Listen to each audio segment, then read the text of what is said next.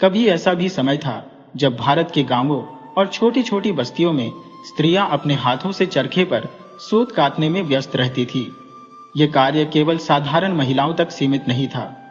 वे महिलाएं भी जो रेशमी परिधानों से सजी रहती थी, इस काम को अपनाने में झिझकती नहीं थी।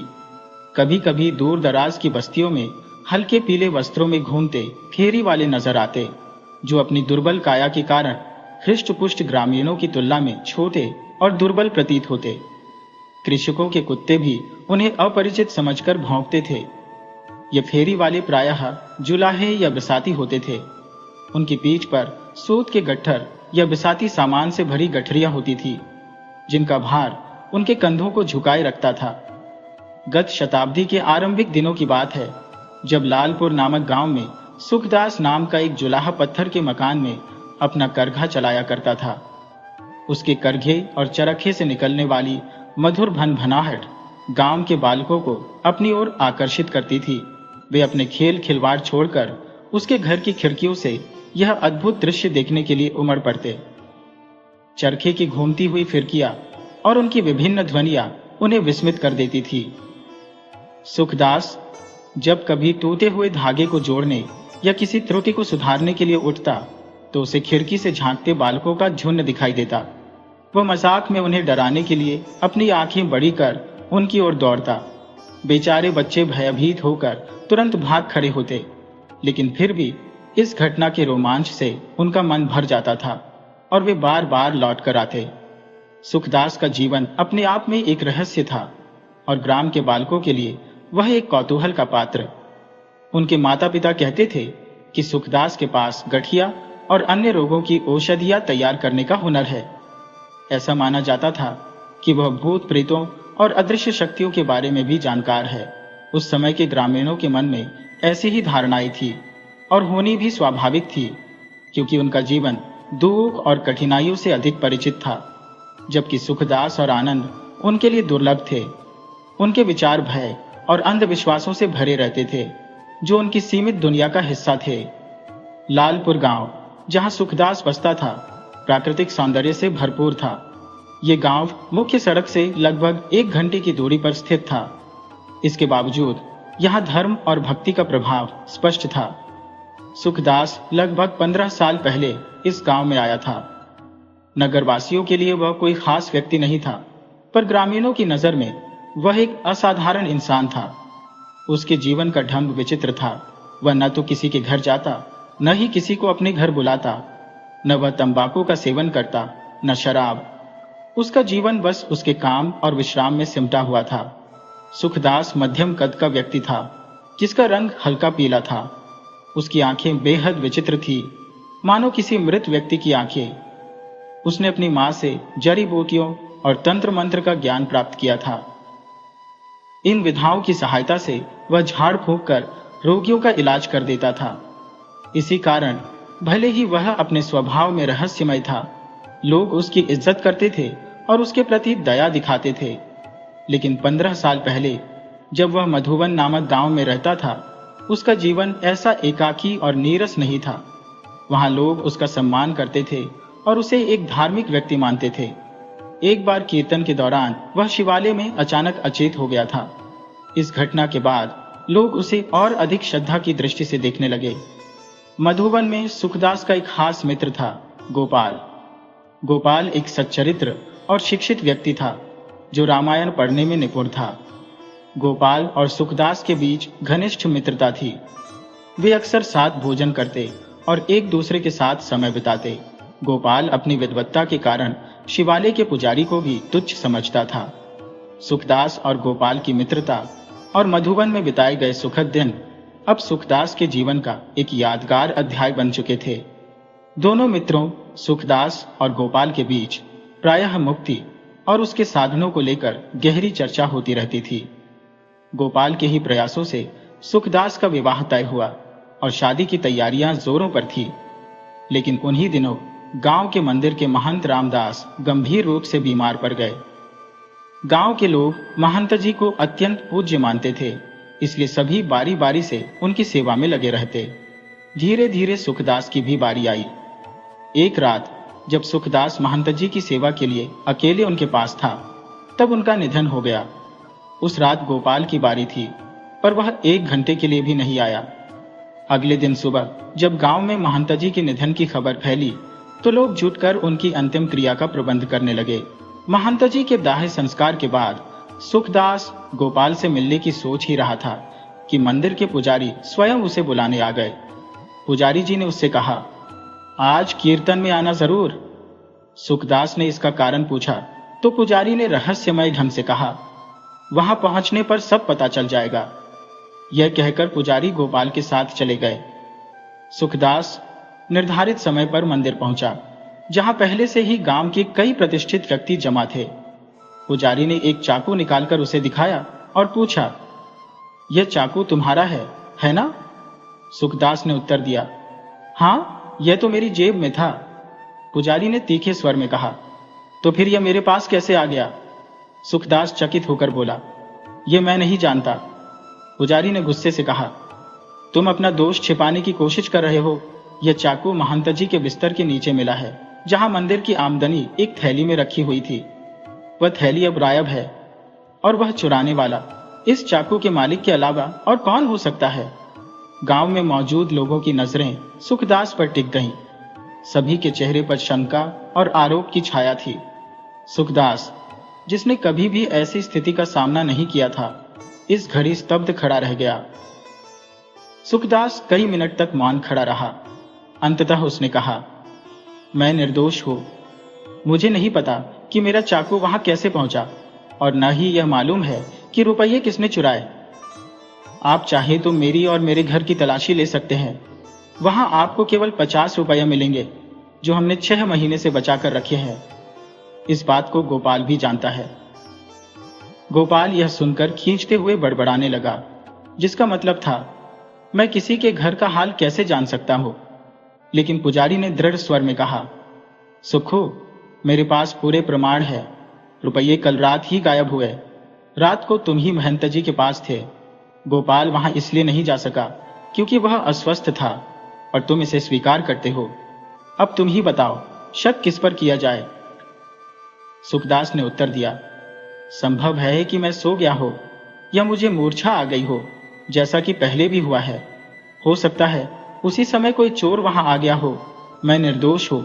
आप अभी मेरे घर चलकर तलाशी ले सकते हैं। मैं अब तक घर से कहीं गया भी नहीं हूं। नतीजतन सुखदास के घर की तलाशी ली गई। तलाशी के दौरान गोपाल ने महंत जी की चोरी हुई थैली सुखदास के दरवाजे के पीछे टंगी हुई पाई। गोपाल ने कहा, मित्र, अपना अपराध स्वीकार कर लो। झूठ बोलने से क्या लाभ? सुखदास ने गोपाल की ओर तिरस्कार भरी नजर से देखा और कहा, तुम तो मुझे वर्षों से जानते हो। क्या तुमने मुझे कभी झूठ बोलते देखा है? मैं झूठ से नफरत करता हूं।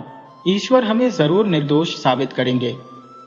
गोपाल ने कटाक्ष किया, मुझे क्या पता कि तुम्हारे मन में कौन कौन से गुप्त विचार हैं, और तुमने उनमें पिशाचों को जगह दी है। यह सुनकर सुखदास का चेहरा गुस्से से लाल हो गया। वह कुछ कहने ही वाला था, लेकिन किसी आंतरिक पीड़ा के कारण चुप हो गया। उसका चेहरा सफेद पड़ गया और होंठ कांपने लगे।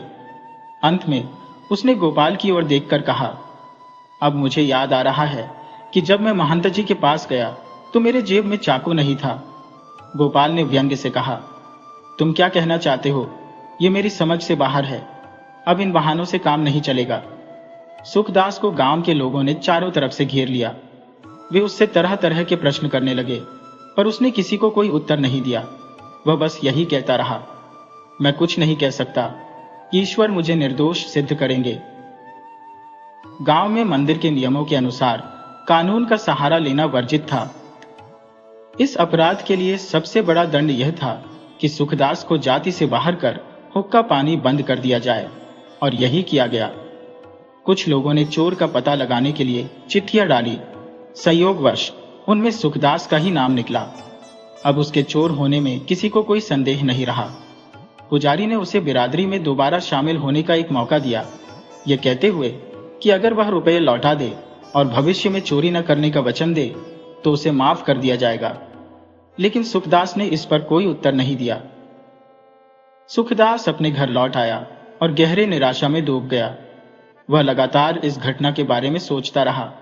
उसके मन में विचार आया, मैंने पिछली बार चाकू गोपाल को धागा काटने के लिए दिया था, तब से मैंने उसे अपनी जेब में नहीं रखा। यह अवश्य गोपाल के पास था। उसने मेरे साथ विश्वासघात किया।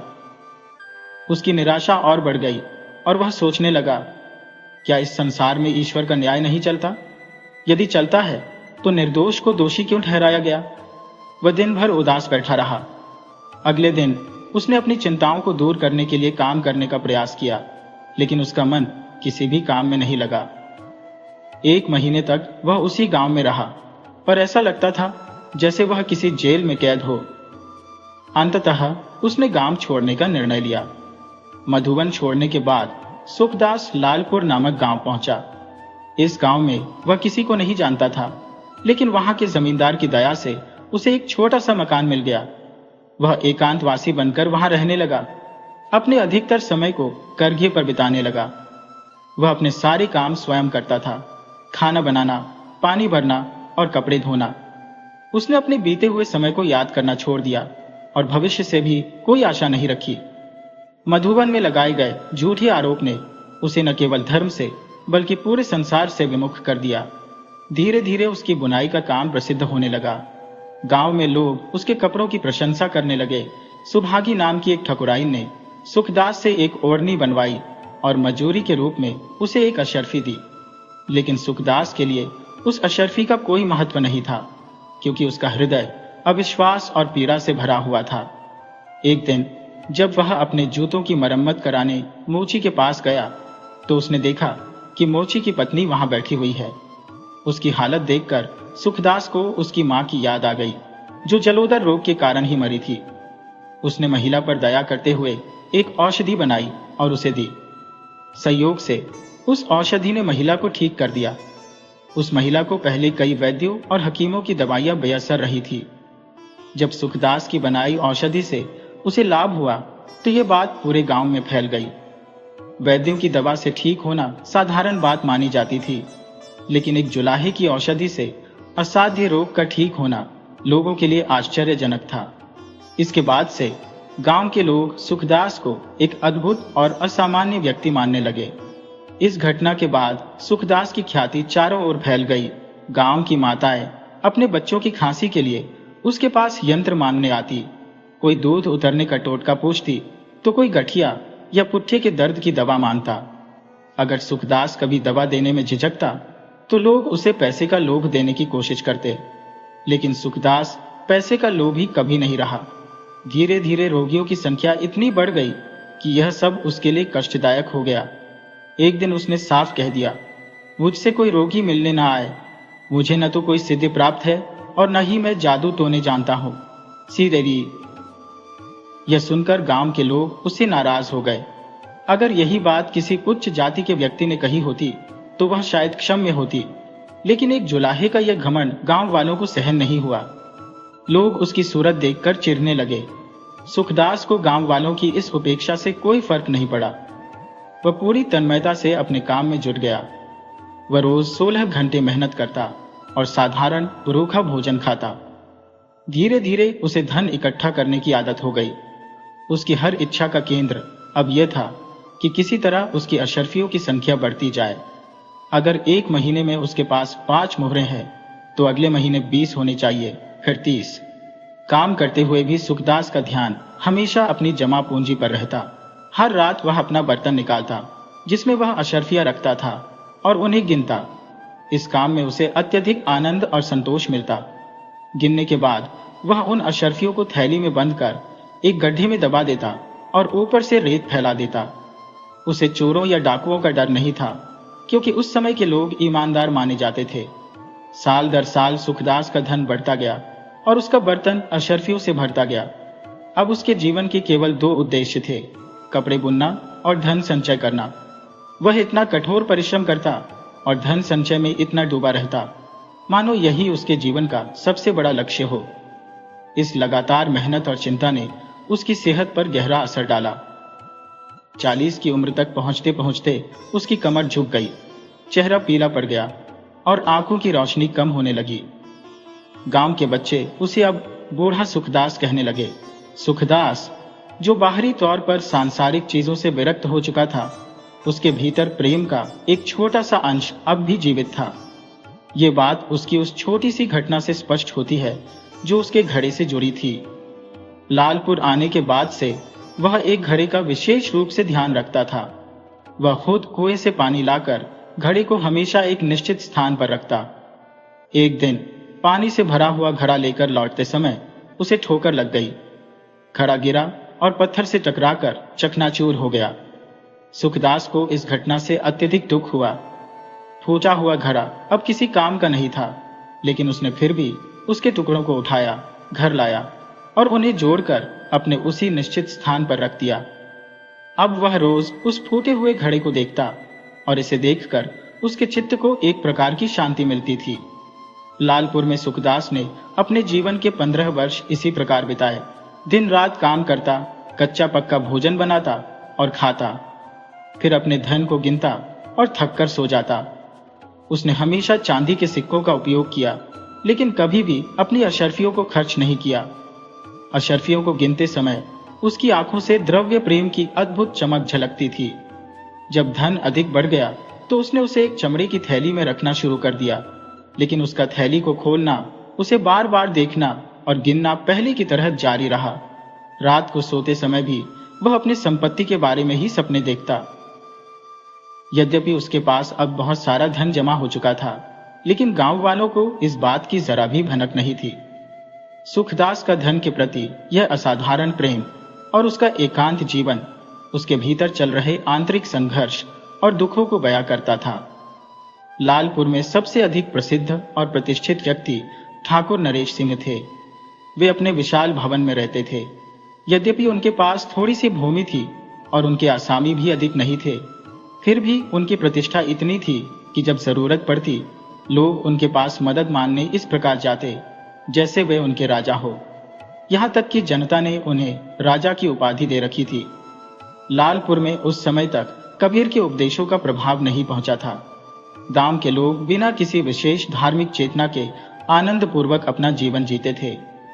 ठाकुर नरेश सिंह स्वभाव से फिजूल खर्च व्यक्ति थे। उनकी पत्नी का देहांत हो चुका था, जिसके कारण घर में व्यवस्थापन की कमी थी। उनके 2 बेटे थे। बड़े बेटे महीप सिंह का चरित्र सच्चा और सरल था, परंतु आलस्य के कारण वह अपने पिता के कार्यों में कोई सहायता नहीं करता। दूसरी ओर छोटा बेटा दिलीप सिंह शराबी और आवारा था। वह अक्सर अपने बड़े भाई से पैसे उधार लेता, पर चुकाने का नाम नहीं लेता था। महीप सिंह अपने सरल स्वभाव के कारण बार बार उसके झांसे में आ जाता। एक दिन शाम को महीप सिंह ने दिलीप सिंह को बुलाकर उन रुपयों की मांग की जो उसने एक आसामी से वसूल कर दिलीप को दिए थे। दिलीप उस समय शराब के नशे में था। वह अकड़ते हुए आया और गर्व से बोला, आपने मुझे क्यों याद किया? महीप सिंह ने गंभीर होकर कहा, पिताजी को रुपयों की आजकल बहुत जरूरत है। करीम का लगान जो मैंने तुम्हें दिया था तुरंत दे दो। अगर नहीं दोगे तो मैं पिताजी से साफ साफ कह दूंगा कि मैंने वो रुपए तुम्हें दिए थे। मैं तुम्हारी वजह से उनकी अप्रसन्नता नहीं सह सकता। दिलीप ने हंसते हुए कहा, आप तो ज्यादा आसानी से रुपयों का प्रबंध कर सकते हैं। महीप सिंह ने सख्त लहजे में कहा, अगर मैं प्रबंध कर सकता तो तुम्हें क्यों कहता, और यदि मैं कर भी लूं तो यह तुम्हारी जिम्मेदारी थी। दिलीप ने मुंह बनाते हुए कहा, भाई साहब, अगर इतनी समझ होती तो हर जगह फटकार क्यों सहता। आपने जहां मुझ पर इतनी दया की है, वही थोड़ी और कृपा करके किसी से उधार लेकर पिताजी को रुपए दे दीजिए। हमारे बीच का हिसाब फिर कभी हो जाएगा। महीप सिंह ने गहरी सांस लेते हुए कहा, एक उपाय हो सकता है। मेरा घोड़ा बेचकर रुपए ले आओ। इसके सिवा मुझे कोई और रास्ता नहीं सोचता। पर याद रखना, यह हमारा आखिरी लेन देन है। इसके बाद मैं तुम्हें एक कौड़ी भी नहीं दूंगा। दिलीप ने चतुराई से मुस्कुराते हुए कहा, इतनी सख्त प्रतिज्ञा न कीजिए, लेकिन आपका घोड़ा बेचने के लिए मैं तैयार हूं, और मैं आपको वचन देता हूं कि इस बार 1 रुपया भी शराब में बर्बाद नहीं करूंगा। यद्यपि महीप सिंह अपने घोड़े से बहुत प्रेम करता था, पर परिस्थिति के दबाव में उसे बेचने के लिए दिलीप को सौंपना पड़ा। दिलीप एक कुचरित्र युवक था, जिसका समय जुए, मदिरापान और अन्य दुर्व्यसनों में बीतता था। महीप सिंह को यह डर था कि कहीं दिलीप घोड़े को बेचकर उसके पैसे भी उड़ा न दे।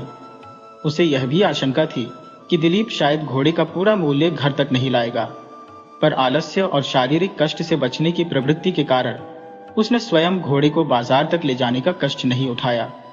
सुबह होते ही दिलीप घोड़े पर सवार होकर बाजार की ओर निकल पड़ा।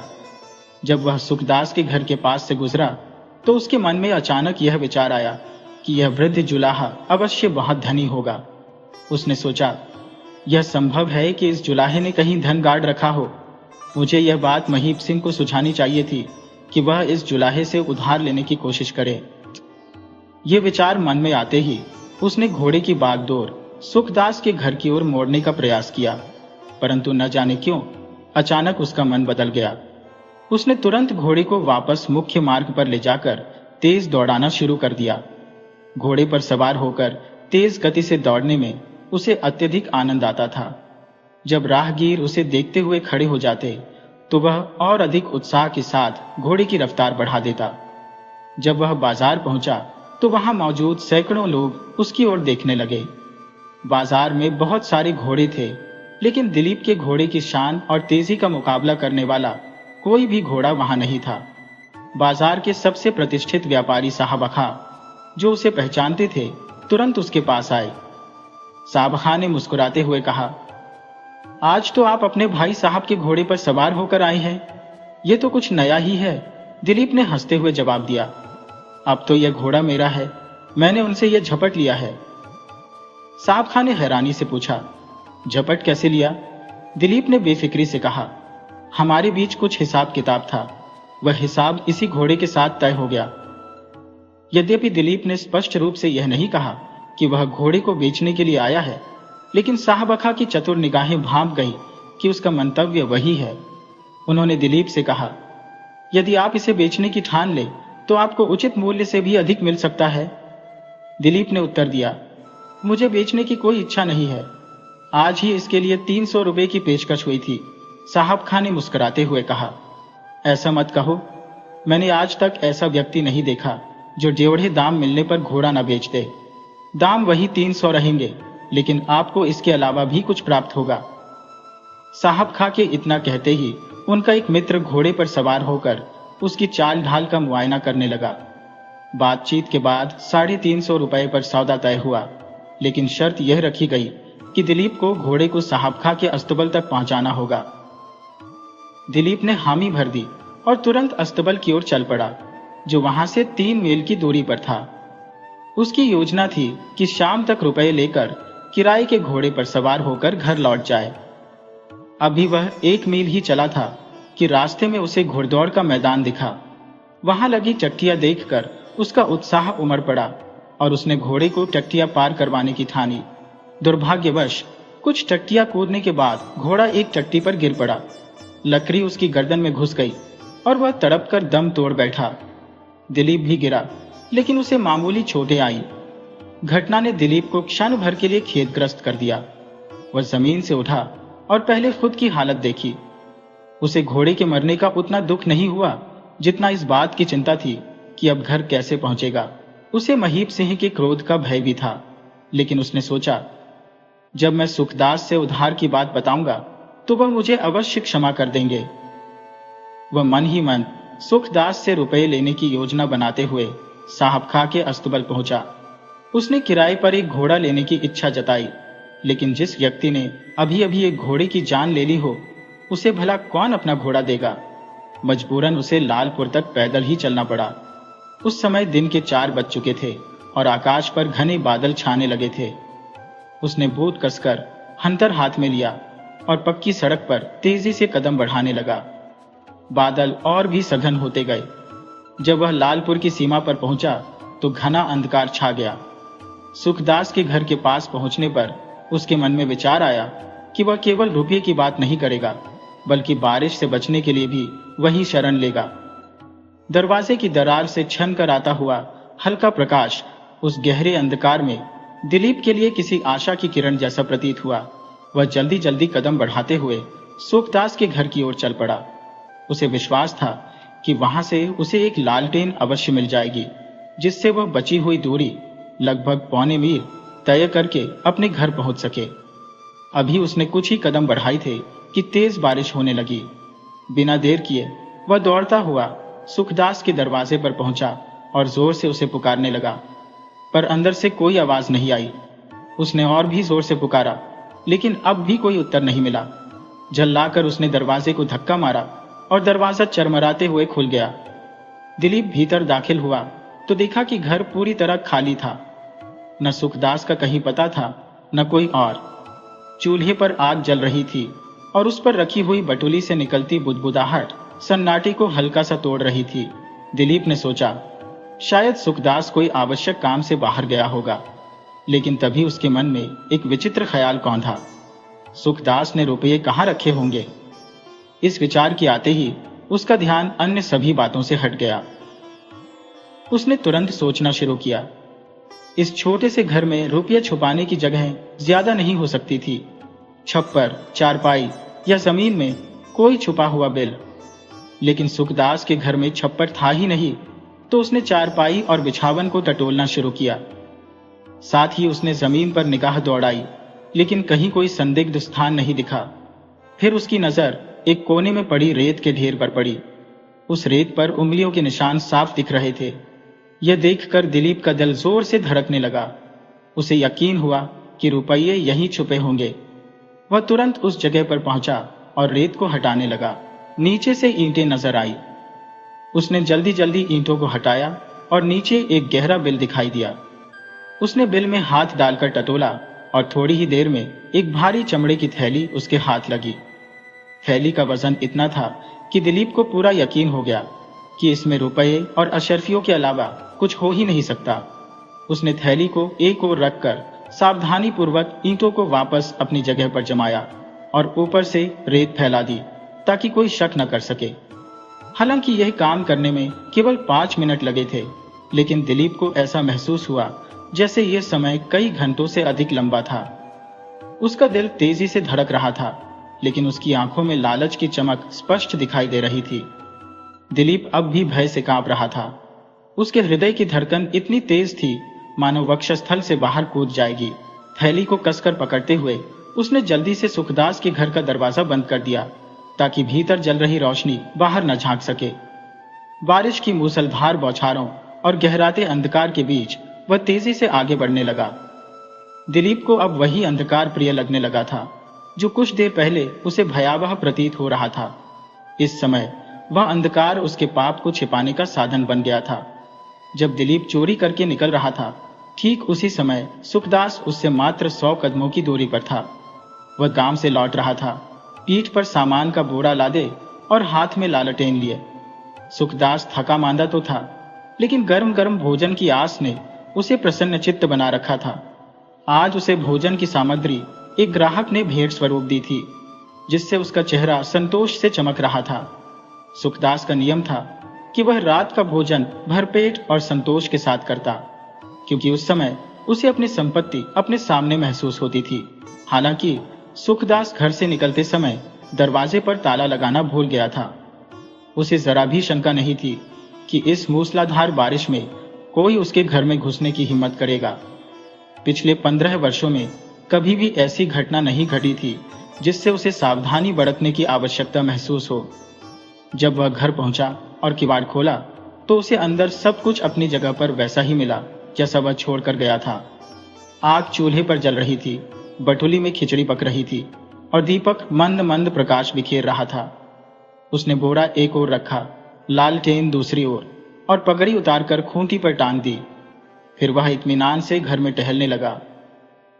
सुखदास की चाल ढाल से रेत पर बने दिलीप के पदचिह्न मिट गए। फिर उसने आराम से पैर धोए और चौके में बैठकर खिचड़ी की बटुली को अपने सामने रख लिया। यदि उस समय कोई सुखदास के रूप को चूल्हे की धधकती आग के प्रकाश में देखता तो अवश्य भयभीत हो जाता। उसकी गोल तेज आंखें, बिखरे बाल, पीला चेहरा और दुर्बल काया उस प्रकाश में और भी डरावनी प्रतीत हो रही थी। हालांकि लोग सुखदास को संदेह की दृष्टि से देखते थे, लेकिन असल में वह एक सीधा सादा और सरल व्यक्ति था। उसके निष्कपट हृदय पर छल कपट की कोई छाया नहीं थी।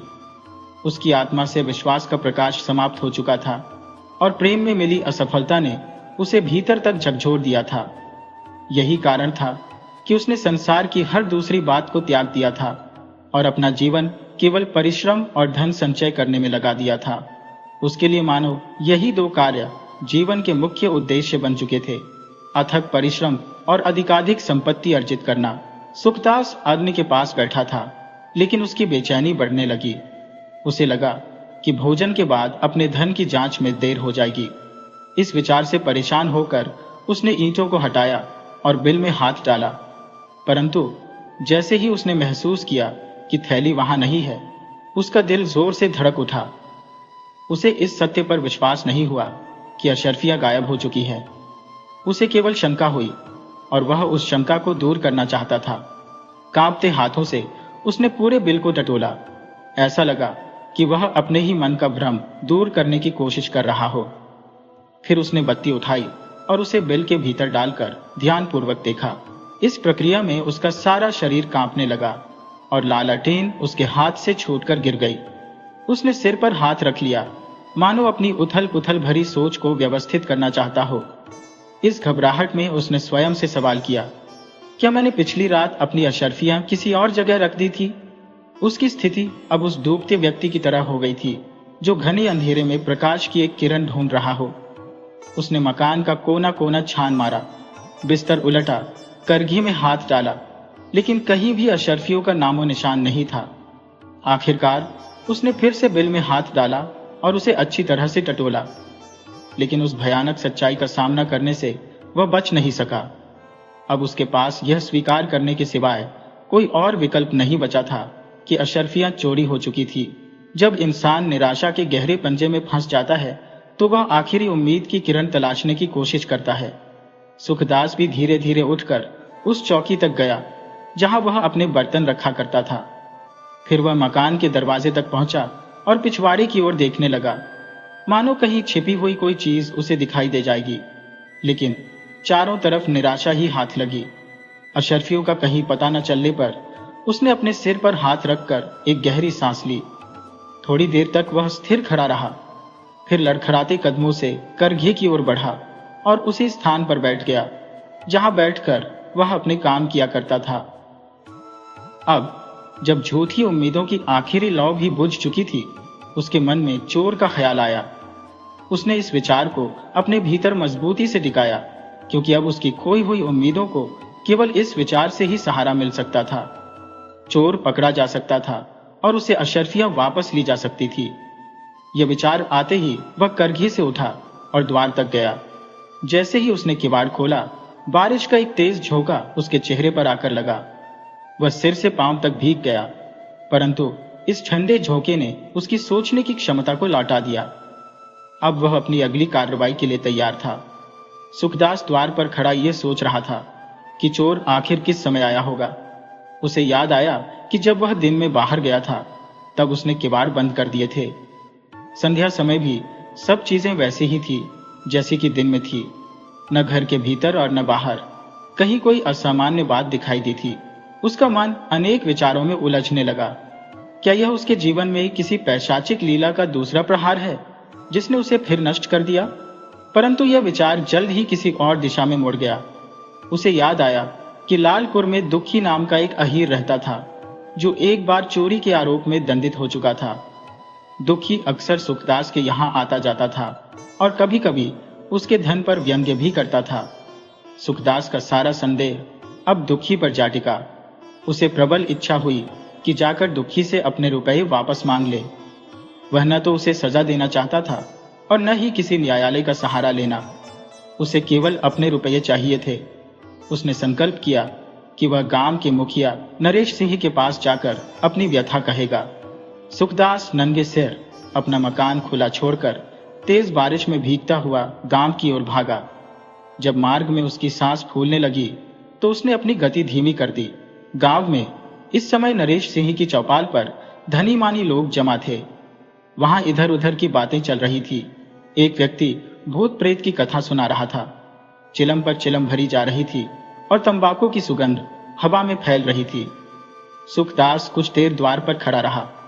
उसकी हिम्मत नहीं हो रही थी कि अंदर जाए, लेकिन अंततः उसने अपने मन को कड़ा किया और चौपाल में घुस गया। भूत पिशाच की चर्चा के बीच जब सुखदास नंगे सिर और हांफता हुआ अंदर पहुंचा तो सभी चौंक गए। नरेश सिंह ने पूछा, कहो सुखदास, इस समय कैसे चले आए? सुखदास ने रोते हुए कहा, सरकार, मैं लुट गया। मैं आप लोगों के सामने दुहाई करता हूं। नरेश सिंह ने दुखी की ओर देखते हुए कहा, दुखी, जरा इस जुलाहे को पकड़ तो लो, लगता है यह पागल हो गया है। दुखी वहीं चौपाल में बैठा था। उसने इस आज्ञा की उपेक्षा करते हुए कहा, यह पागल नहीं है, इसकी चोरी हो गई है और शायद इसे पीटा भी गया है। सुखदास की नजरें दुखी पर टिक गईं। उसने विचित्र निगाहों से उसकी ओर देखा और बोला, दुखी। दुखी ने पूछा, क्या मुझसे कुछ काम है?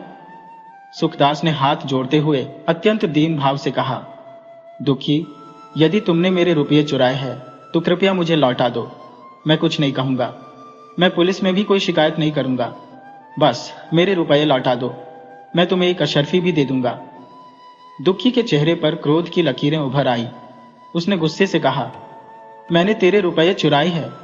अगर ऐसा शब्द फिर मुझसे कहा तो इसी छड़ी से तेरी आंखें फोड़ दूंगा। नरेश सिंह ने कड़क आवाज में कहा, यदि तुझे कुछ कहना है तो सावधानी से क्यों नहीं कहता? तेरी बातें समझ में ही नहीं आ रही। कारिंदा साहब ने व्यंग्य करते हुए कहा, यह इस तरह चिल्ला रहा है मानो पागल हो गया हो। चौपाल का माहौल एकाएक गंभीर हो गया। सुखदास निराश और हताश खड़ा था। उसके भीतर का तूफान शांत होने का नाम नहीं ले रहा था। चौपाल में बैठे कई लोगों ने कहा, हाँ हाँ, इसे बिठाओ। नरेश सिंह ने सुखदास को अलग एक मांझे पर बिठाया। जब वह थोड़ा संभला और शांत हुआ तब नरेश सिंह ने पूछा, हाँ सुखो, बताओ अब क्या कहते हो? तुम्हारी चोरी हो गई। दुखी तुरंत बोल उठा, कुशल इसी में है कि यह मुझ पर चोरी का दोष न लगाए। नरेश सिंह ने तेज आवाज में कहा, तुम अपनी जबान बंद करो। हाँ सुखो, साफ साफ बताओ। सुखदास ने पूरी बात विस्तार से सुना दी। लोग उसे तरह तरह के सवाल पूछने लगे। उसने बड़े धैर्य और विनम्रता से हर सवाल का जवाब दिया। उसकी बातें इतनी सजीव और सच्ची लगी कि सभी को विश्वास हो गया कि वाकई उसकी चोरी हो गई है। नरेश सिंह ने कहा, सुखो, तुम्हारा रुपया चुराने वाला दुखी नहीं है। तुम उस पर व्यर्थ में शक न करो, वह कल से मेरे दरवाजे से नहीं हटा है। कारिंदा ने जोड़ा, हाँ, तुम्हें किसी निर्दोष व्यक्ति पर दोष नहीं लगाना चाहिए। यह सुनकर सुखदास को वह समय याद आ गया जब वह स्वयं निर्दोष था और उस पर चोरी का झूठा इल्जाम लगाया गया था। उसका हृदय ग्लानि से भर गया। वह मांझे से उठा और दुखी के पास जाकर अत्यंत दीन स्वर में बोला, दुखी, मुझे क्षमा करो, मुझसे बड़ी भूल हुई। मैंने तुम्हारा नाम केवल इसलिए लिया था कि तुम अक्सर मेरे घर आते जाते रहते थे। अब मैं तुम पर कोई शक नहीं करता। दुखी ने उसे अनदेखा करते हुए कुछ नहीं कहा। चौपाल में माहौल थोड़ा शांत हो गया। नरेश सिंह ने फिर पूछा, तुम्हारी थैली में कितने रुपए थे? सुखदास ने उत्तर दिया, कुल 270 अशर्फियां थी। मैंने कल शाम को गिनकर रखी थी। कारिंदा ने गंभीर स्वर में कहा, इतने रुपए बहुत भारी नहीं होते, इन्हें कोई भी व्यक्ति आसानी से ले जा सकता है। पर यह बात समझ में नहीं आती कि घर में किसी का पद चिन्ह नहीं मिला और वह स्थान भी वैसे का वैसा है जहां अशर्फियां रखी थी। मेरी राय है कि किसी ओझा से पूछना चाहिए, वह मंत्र विद्या से चोर का पता लगा लेगा। नरेश सिंह ने गुस्से में कहा, क्या बकवास कर रहे हो? चोर पकड़ना ओझा का काम नहीं है, ये पुलिस का काम है। सुखदास, तुम टान के थाने जाओ और वहां रपट लिखाओ। इसके सिवाय और कोई उपाय नहीं है। यद्यपि सुखदास पुलिस का नाम सुनते ही डर गया, पर नरेश सिंह के आग्रह ने उसे विवश कर दिया। उसे थाने जाना पड़ा। उसके मन में कहीं न कहीं उम्मीद थी कि थाने में जाकर कोई समाधान मिलेगा। बारिश अब भी तेज हो रही थी। सुखदास और कारिंदा टान की ओर चल दिए। उनकी हर कदम के साथ सुखदास के मन में चिंता और ग्लानि की लहरें उमड़ घुमड़ रही थी। महीप सिंह, जो रात को एक गांव में नेवता खाने गया था, सारी रात नाच गाना देखता रहा। सुबह जब वह अपने गांव लौटा तो वहां चारों ओर हलचल मची हुई थी। पूछने पर पता चला कि सुखदास के घर चोरी हो गई है और चोर उसकी अशर्फियां चुरा ले गया है। महीप सिंह स्वभाव से दयालु और सहृदय व्यक्ति था। उसे सुखदास की स्थिति पर गहरी दया आई और वह चोरी का पता लगाने के प्रयास में जुट गया। प्रातःकाल थानेदार साहब कुछ सिपाहियों के साथ सुखदास के घर पहुंचे। उन्होंने घर के भीतर और बाहर का कोना कोना ध्यानपूर्वक खंगाला। कुछ देर सोच विचार करने के बाद वे उस तालाब की ओर बढ़े जो सुखदास के घर के पास स्थित था। तालाब के किनारे पर उन्हें एक दियासलाई का बक्स पड़ा मिला। थानेदार ने तुरंत वह बक्स उठा लिया और उसे इस तरह जांचने लगे जैसे वह चोरी का कोई अहम सुराग हो। वहां जमा हुए ग्रामीणों को भी ऐसा ही लगा कि इस बक्स का चोरी से कोई न कोई संबंध अवश्य है। काफी पूछताछ और छानबीन के बाद यह पता चला कि वह डिबिया एक बिसाती की थी जो कुछ दिनों पहले गांव में सौदा बेचने आया था। उसने सुखदास के घर के पास बैठकर हुक्का पिया था और गांव वालों को कई चीजें बेची थी। थानेदार अपनी चालाकी पर खुश होते हुए बोले, क्या उस बिसाती के कानों में बालियां थी? कारिंदा ने उत्तर दिया, मुझे याद है कि उसके संदूक में बालियां थी, लेकिन यह नहीं कह सकता कि उसने उन्हें पहना भी था या नहीं। थानेदार ने अनुमान लगाते हुए कहा, जब बालियां बेचता था तो संभावना है कि पहनता भी होगा। गांव में इस बात की जांच की गई। कई ग्रामीणों ने पुष्टि की कि बिसाती के कानों में बालियां थी। एक स्त्री ने कहा, बालियां बड़ी बड़ी थी। दूसरी स्त्री ने भी इसका समर्थन किया। इसके बाद थानेदार साहब ने उन चीजों को इकट्ठा करना शुरू किया जो बिसाती ने गांव वालों को बेची थी। उनमें बालियां भी शामिल थी। इस तरह थानेदार को पूर्ण विश्वास हो गया कि बिसाती ही ने सुखदास की चोरी की है। ग्रामीणों ने भी इस बात पर हामी भर दी। लेकिन जब सुखदास से इस बारे में पूछा गया तो उसने कहा, बिसाती मेरे घर आया तो था, पर जब मैंने कहा कि मुझे किसी चीज की आवश्यकता नहीं है तो वह बिना अंदर आए चला गया। सुखदास के इस बयान ने उन लोगों को निराश कर दिया जो बिसाती को पूरी तरह दोषी मान चुके थे। कुछ ने तो सुखदास को मूर्ख और पागल कह डाला। उस समय यह आम धारणा थी कि नट जाति के लोग अक्सर बिसातियों का वेश धारण कर चोरी और हत्या करते थे। वे बहुधा कानों में बालियां पहनते थे। 15-20 साल पहले कानों में बालियां पहनने वाले एक व्यक्ति को हत्या के जुर्म में फांसी भी दी गई थी। इन प्रमाणों को देखते हुए ग्रामवासियों के लिए यह तय करना कठिन हो गया कि बिसाती सुखदास का चोर नहीं है। उनके विचार में यह केवल सुखदास की भूल प्रतीत हो रही थी। इसके अलावा यह भी प्रसिद्ध था कि नट लोग जादू करने में निपुण होते हैं। अतः संभव था कि बिसाती रूपी नट ने सुखदास पर कोई जादू कर दिया हो, जिससे उसने घर में प्रवेश कर उसकी संपत्ति का पता लगा लिया और मौका पाकर चुरा ले गया। थानेदार और अधिकतर ग्रामवासियों को यह मानने में कोई संदेह नहीं था, लेकिन महीप सिंह इस मत के विरुद्ध था। उसने कहा, मैंने स्वयं इस बिसाती से एक कलम खरीदी थी।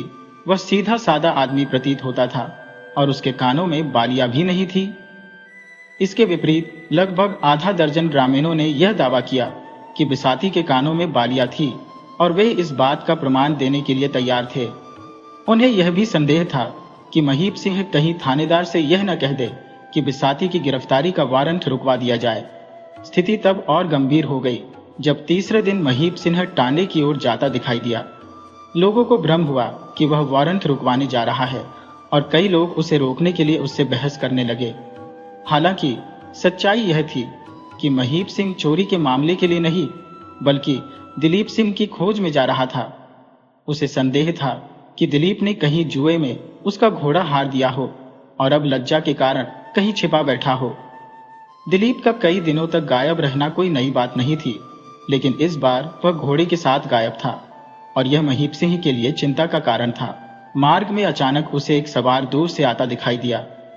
महीप सिंह ने सोचा कि शायद वह दिलीप है और मेरे घोड़े पर ही सवार है, परंतु जब वह निकट आया तो पता चला कि वह घोड़े का व्यापारी साहब खां था। साहब खां ने मुस्कुराकर कहा, कुंवर साहब, आपके दिलीप सिंह तो बड़े ही भाग्यवान आदमी है। महीप सिंह ने उत्सुकता से पूछा, क्यों, क्या बात है? क्या वह घर नहीं पहुंचा? साहब खां ने उत्तर दिया, अभी तक नहीं, लेकिन मुझे लगा था कि घोड़ा आपका है। उन्होंने तो उसे अपना बताया था। महीप सिंह चिंतित होकर बोला, घोड़े को कोई हानि तो नहीं पहुंची? साहब खां ने हल्के से मुस्कुराकर कहा, हानि तो नहीं, बस उसकी गर्दन तोड़ दी। यह सुनकर महीप सिंह का चेहरा कठोर हो गया। साहब खां ने सारा वृत्तांत विस्तार से सुनाया। महीप सिंह ने आहत स्वर में कहा, यह बहुत बुरा हुआ। मुझे पहले से संदेह था कि घोड़े पर कोई विपत्ति आएगी, लेकिन मैं उस दगाबाज दिलीप के झांसे में आ गया। साहब खां ने महीप सिंह से कहा, मेरा ख्याल है कि वह दिलीप तब तक घर नहीं लौटेगा जब तक आपका गुस्सा ठंडा ना हो जाए। वह कहीं बाहर नहीं गया है, यहीं आसपास के किसी गांव में छिपा बैठा होगा। महीप सिंह ने गहरी सांस लेते हुए कहा, हाँ, 2-4 दिन में घूम फिर कर घर आ जाएगा। आखिर उसे ठिकाना ही कहाँ है? साहब खां ने आदाब अर्ज करते हुए विदा ली और महीप सिंह घर की ओर लौट पड़ा। रास्ते में उसने संकल्प किया कि सारा मामला जाकर पिताजी से कह दूंगा।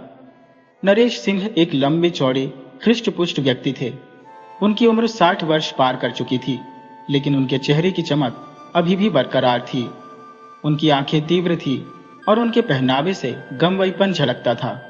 इसके बावजूद उनकी बोली और व्यक्तित्व में एक ऐसा रौब था जो किसी पर भी गहरी छाप छोड़ देता।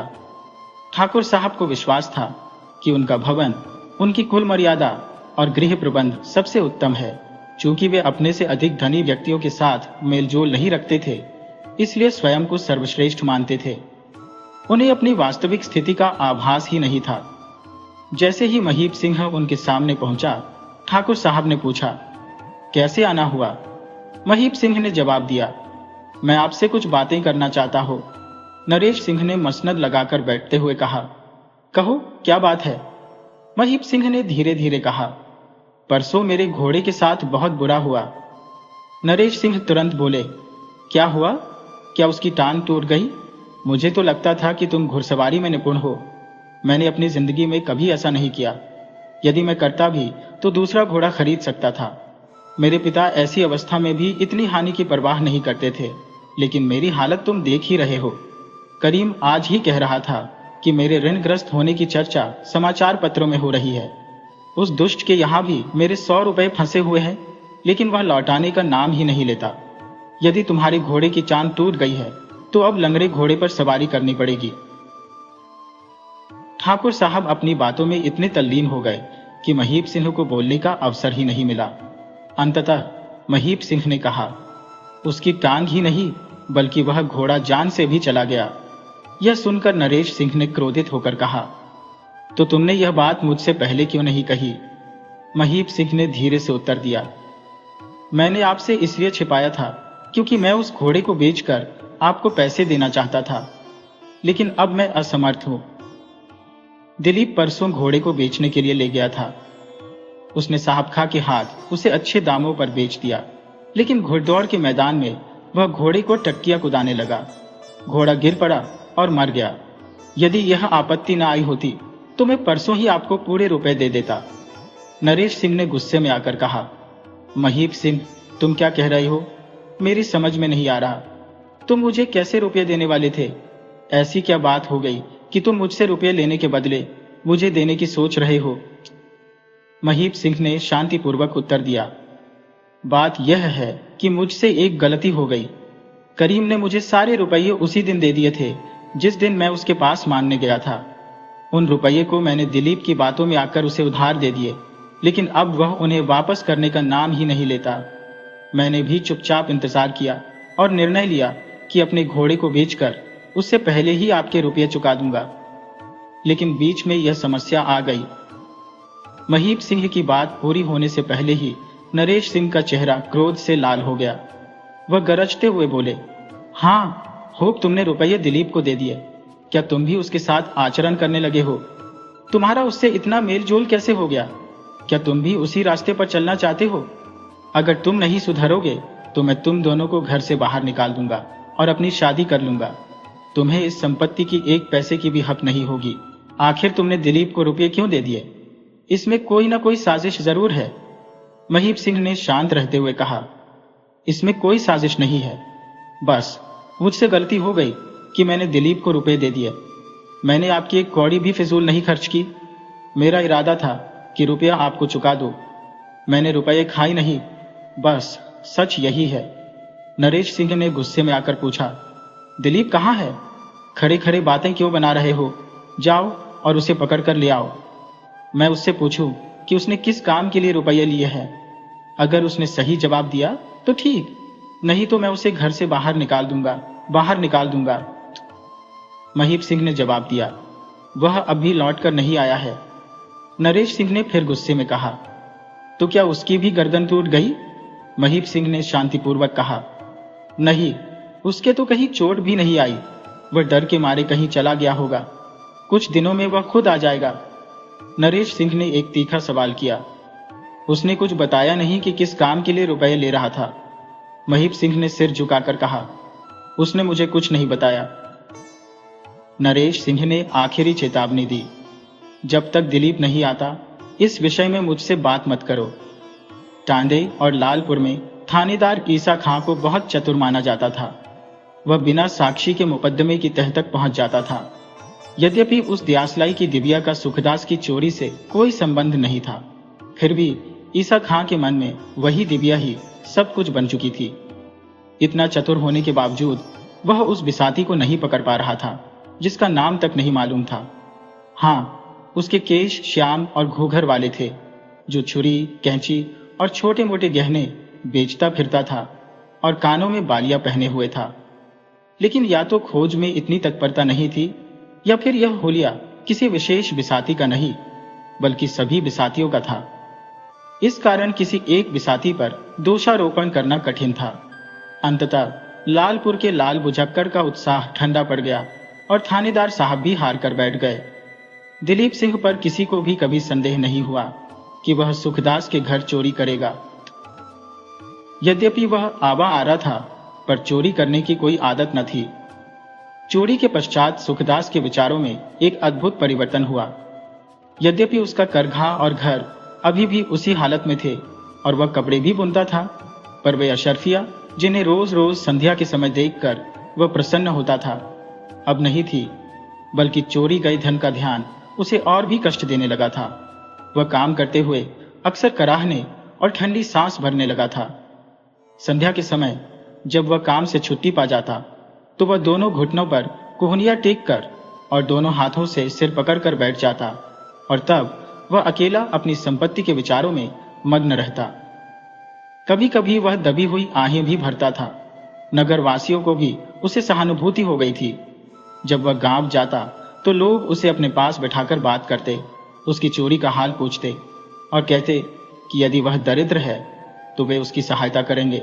कुछ लोग तो उसे कभी कभी भोज्य पदार्थ भी दे देते थे। लालपुर में एक छोटी सी पाठशाला भी थी। वहां का अध्यापक संत सिंह था, जो ठाकुर नरेश सिंह का दूर का रिश्तेदार था। उसकी पत्नी का नाम दयामयी था। एक दिन संत सिंह ने सुखदास से कहा, भाई, मंदिर क्यों नहीं आते हो?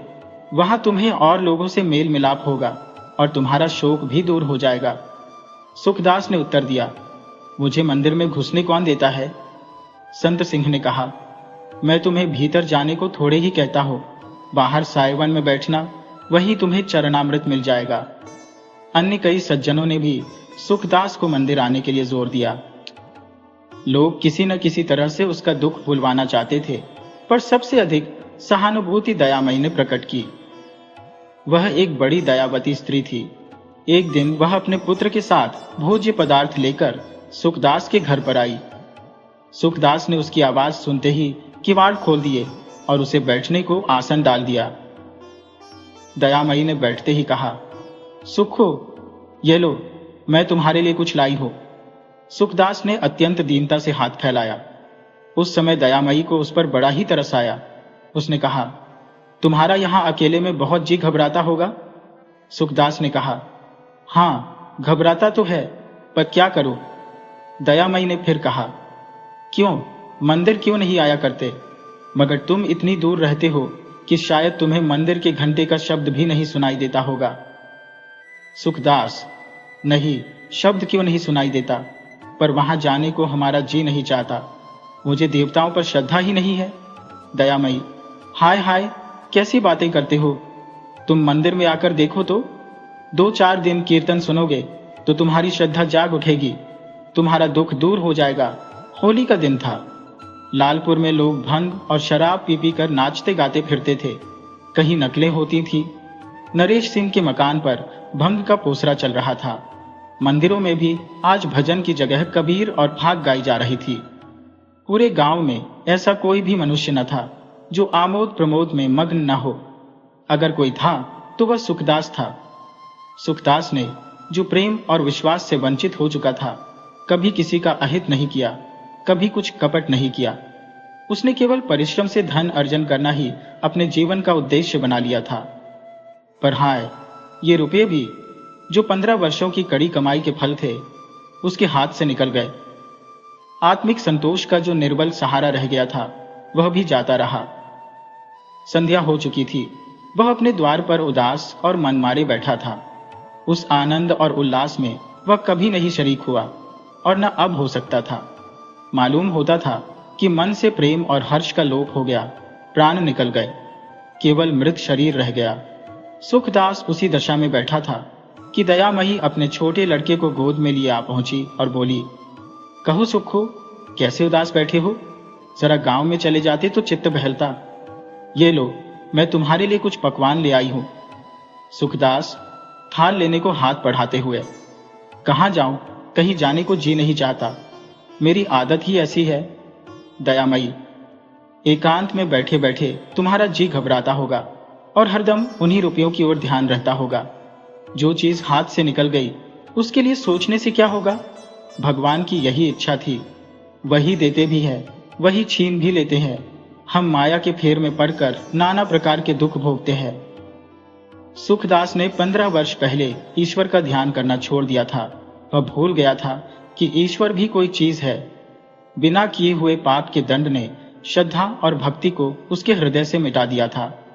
इस समय ईश्वर और माया की बात सुनकर उसके मन में श्रद्धा का भाव जागृत नहीं हुआ। उसने उदासीनता से कहा, इन बातों से मेरे चित्त को शांति नहीं होती। दयामयी, कैसी बात कहते हो सुखो?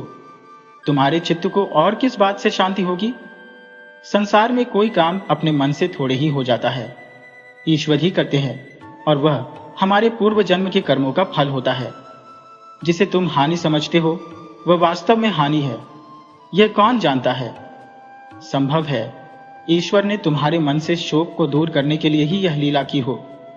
यह धन नहीं था, तुम्हारा वैरी था। इसी के कारण तुम ईश्वर से भी बेसुध हो गए थे।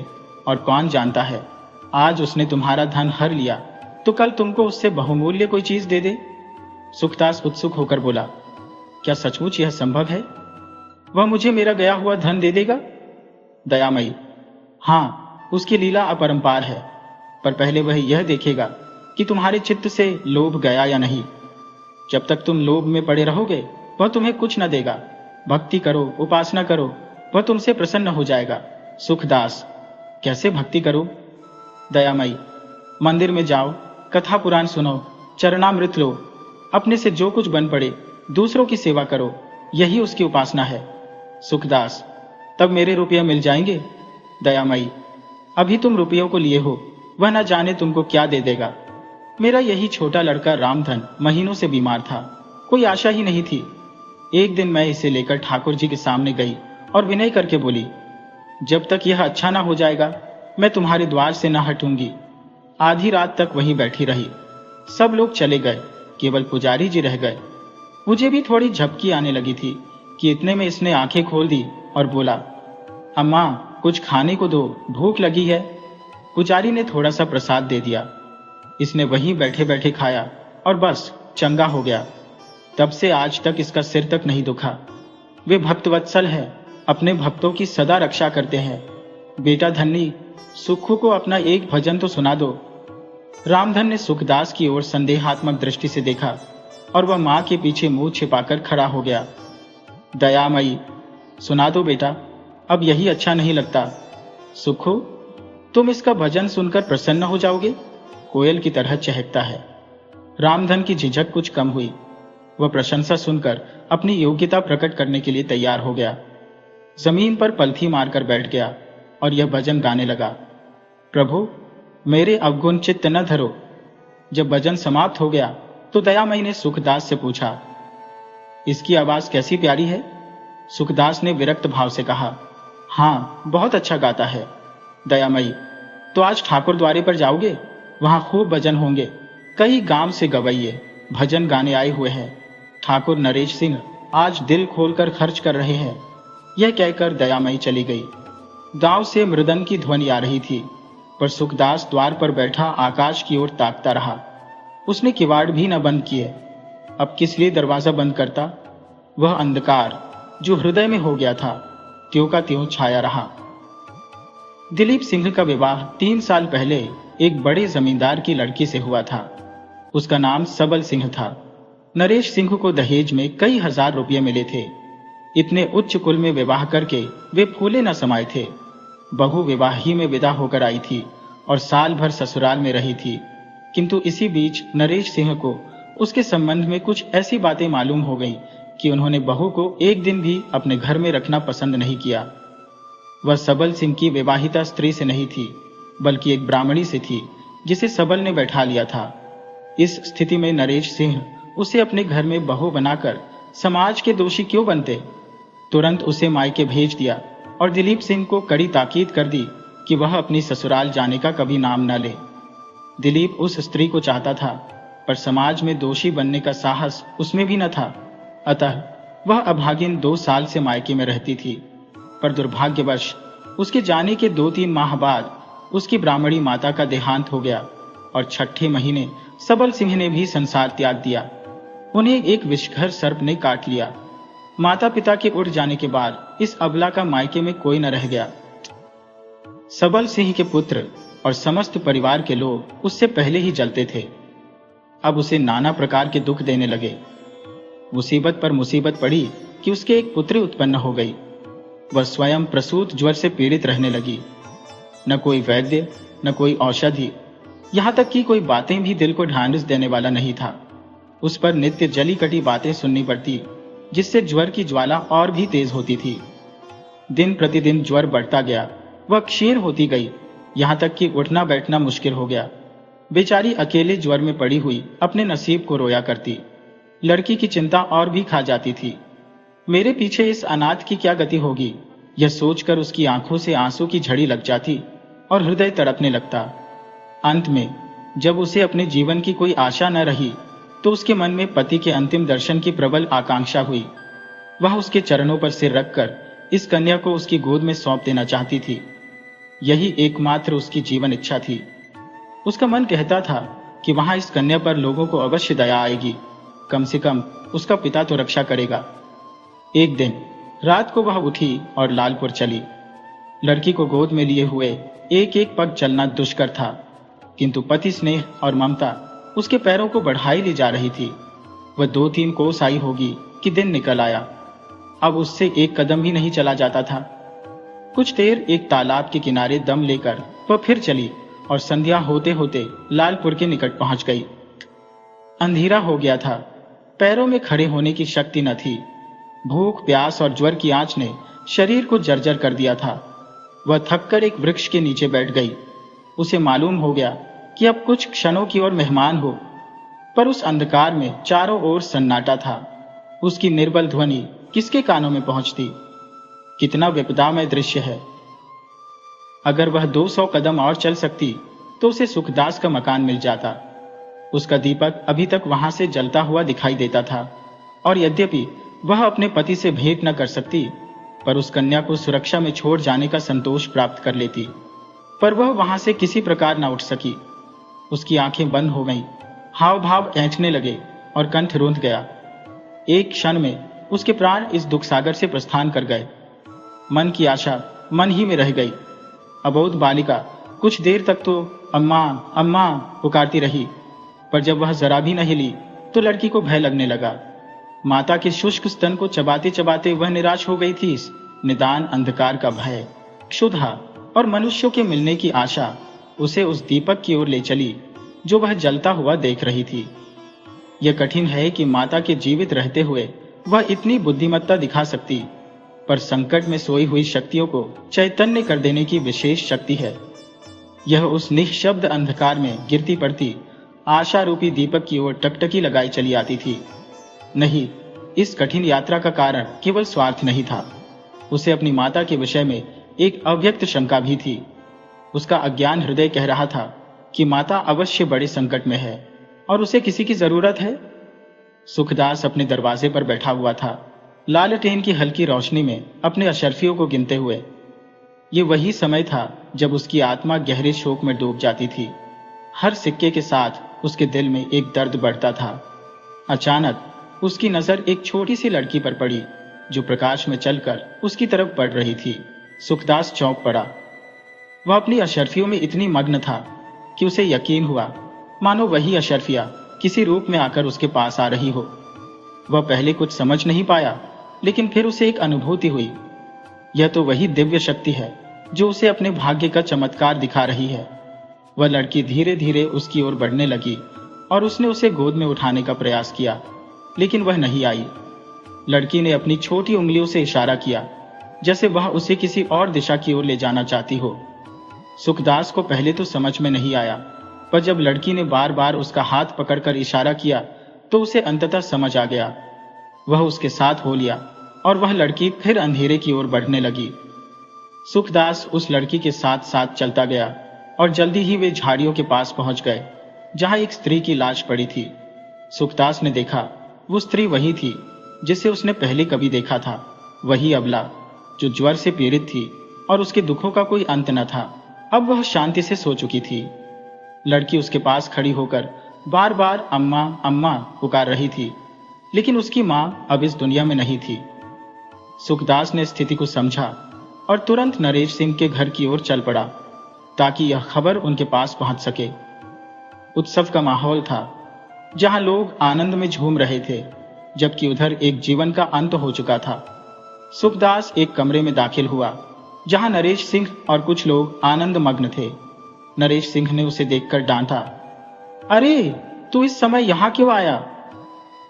सुखदास ने कहा, आपके पास आया हूं, जरा वैद्य जी को मेरे साथ भेज दीजिए। नरेश सिंह चौंकते हुए बोले, क्या बात है, क्या हुआ? सुखदास ने कहा, तालाब के पास एक झाड़ी के नीचे एक स्त्री बेसुध पड़ी है। अब नरेश सिंह के लोग उसे चारों ओर से घेर कर पूछने लगे, ये किसकी लड़की है? कौन सी स्त्री मरी है? ये बच्चा किसका है? सभी की आंखों में कौतूहल था, पर सुखदास की आंखों में सिर्फ एक दर्द था, उस मासूम लड़की का दर्द जो अब तक अपनी मां की खोज में थी।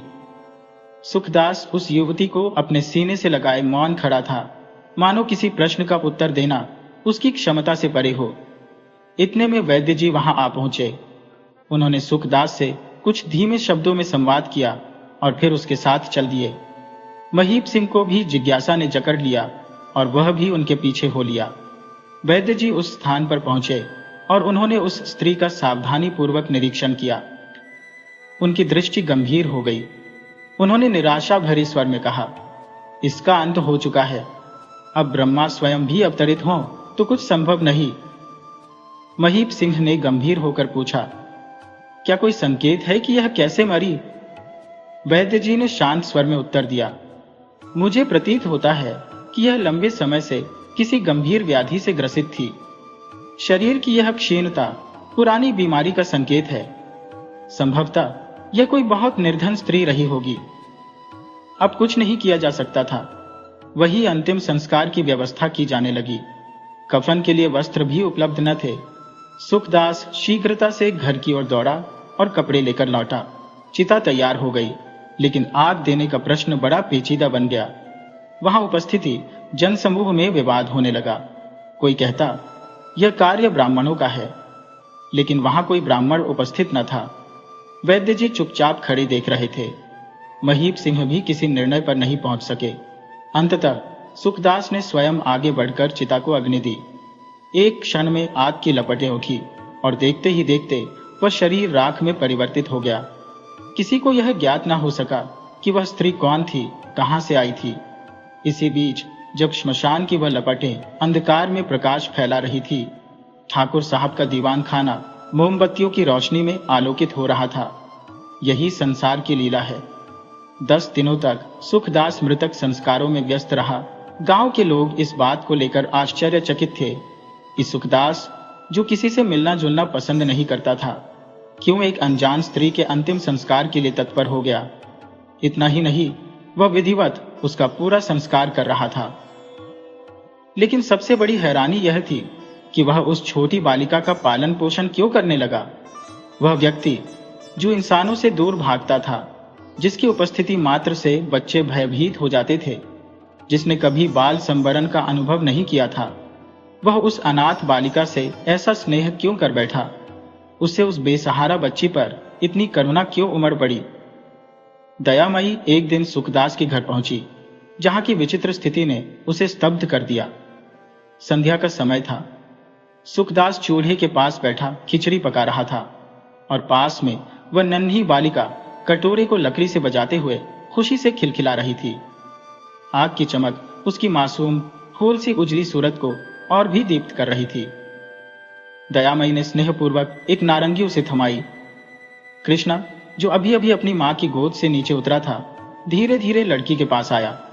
पहले दोनों थोड़ा सकुचाए, पर फिर कटोरे को मिलकर बजाने लगे, मानो उनके बीच कोई अटूट बंधन बन गया हो। दयामयी ने गंभीरता से कहा, सुखो, तुम्हें इस बच्ची से बड़ा कष्ट होगा, या क्यों न इसे मेरे साथ भेज दो। मेरे घर पर बच्चों के साथ इसका मन लग जाएगा।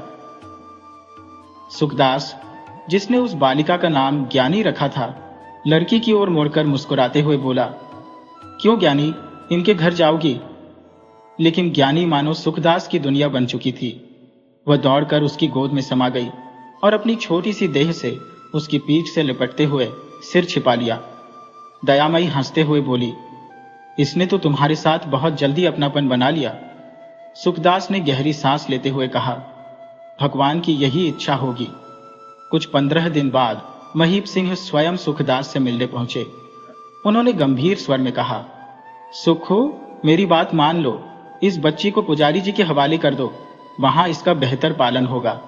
सुखदास ने दृढ़ता और गंभीर भाव से उत्तर दिया, महाराज, ये बच्ची मुझे भगवान ने दी है, इसे छोड़ना मेरे बस में नहीं। मेरी अशर्फिया न जाने कहां खो गई और ये बच्ची न जाने कहां से आ गई। उसी ईश्वर ने, जिसने मेरे धन को मुझसे छीन लिया, मुझ पर दया करके इसे मेरे आंसू पोंछने के लिए भेजा है। ये मेरे लिए केवल बच्ची नहीं है, मेरी वही खोई हुई अशर्फिया अब इस रूप में लौट आई है। इसे खो दिया तो मैं भी नहीं बचूंगा। महीप सिंह ने उसकी बातों में छिपे गहरे दर्द को समझ लिया और अधिक जोर नहीं दिया। जाते जाते उन्होंने सुखदास को 15 रुपये देते हुए कहा, इसके लिए कुछ खिलौने और मिठाई खरीद लेना। अगर और भी जरूरत हो तो मुझसे मांग लेना। सुखदास का गला भर आया। वह रुपये लेने से झिझक रहा था, पर महीप सिंह ने उसे लेने के लिए मजबूर कर दिया। परंतु क्या महीप सिंह वास्तव में इतने दयालु थे? नहीं, इसकी कहानी कुछ और थी। उसी दिन दिलीप सिंह की ससुराल से एक नाई आया था, जिसने महीप सिंह को सारी बात बता दी थी। अब महीप सिंह को कोई शंका न थी कि वह स्त्री दिलीप सिंह की पत्नी थी और यह नन्ही बालिका उसकी बेटी।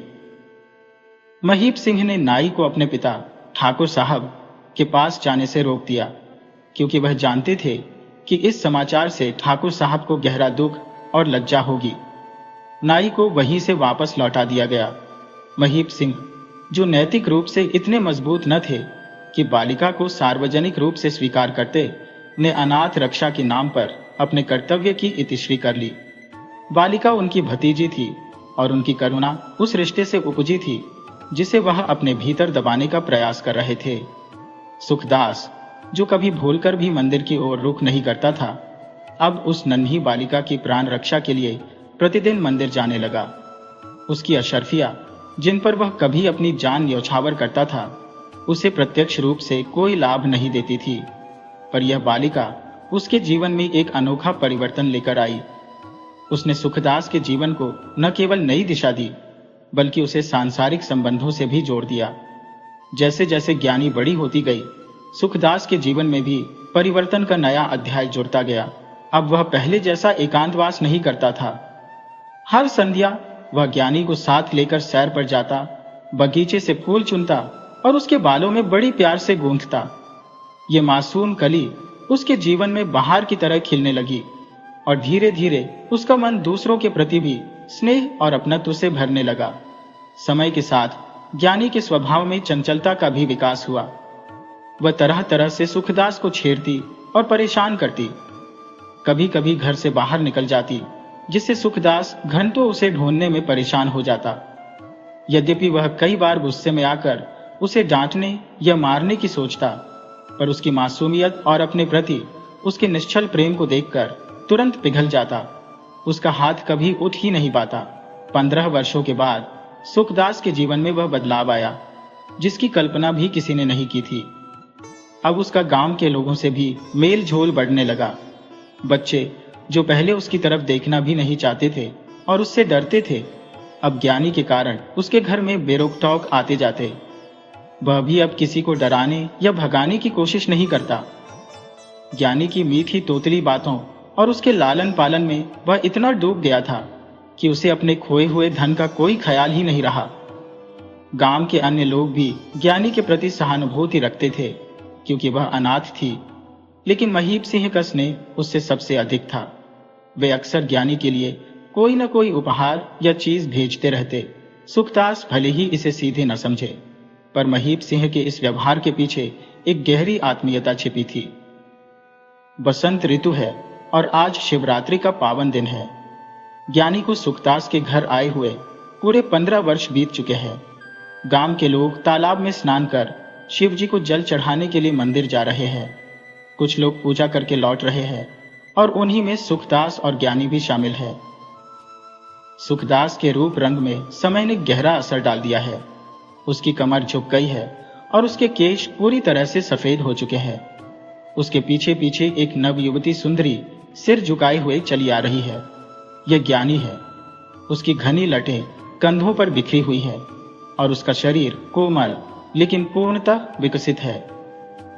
चलते चलते ज्ञानी ने कहा, पिताजी, आज फूलों के लिए बहुत मेहनत करनी पड़ी। मैं सोचती हूँ कि हमारे घर के आगे एक बगीचा होना चाहिए जिसमें हर तरह के फूल खिलें। मुझे दयामयी की वाटिका बहुत पसंद है। सुखदास ने सहमति जताई। ये तो बहुत अच्छी बात है। शाम को काम खत्म करने के बाद थोड़ा थोड़ा काम मैं भी किया करूंगा। सुबह के समय भी कुछ देर बगीचे के लिए समय निकाल लूंगा। तुमने मुझसे पहले क्यों नहीं कहा? ज्ञानी मुस्कुराते हुए बोली, तुमसे इतना परिश्रम नहीं हो पाएगा। जमीन खोदना, नई मिट्टी लाना, खाद डालना, ये सब बहुत मेहनत का काम है। हाँ, मैं खुद ही सब कर लूंगी। तुम्हें कोई कष्ट नहीं दूंगी। इतने में पीछे से एक नवयुवक आ गया। यह दयामयी का पुत्र कृष्ण सिंह था। उसने मुस्कुराते हुए कहा, क्या बात है, मुझे भी तो बताओ।